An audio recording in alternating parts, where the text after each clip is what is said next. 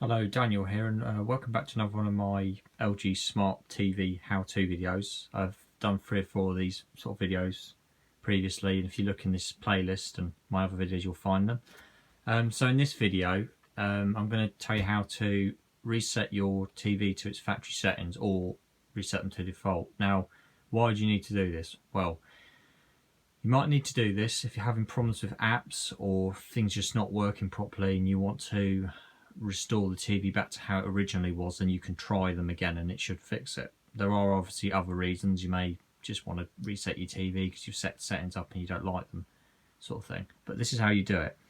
So it's going to be the same on most TVs, most LG Smart TVs. What you need to do is press the settings cog icon there.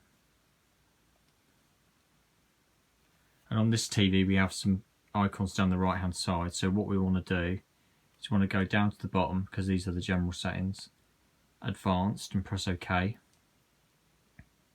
And little loading icons there, just let that load up. Yours might not look the same as this, but it will be roughly the same sort of thing. So you want the general settings, unless it's got a thing for resetting specifically, but it should just be general settings.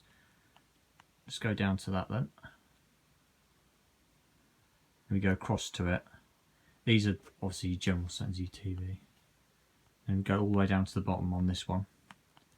And you'll see reset to initial settings or reset to factory defaults.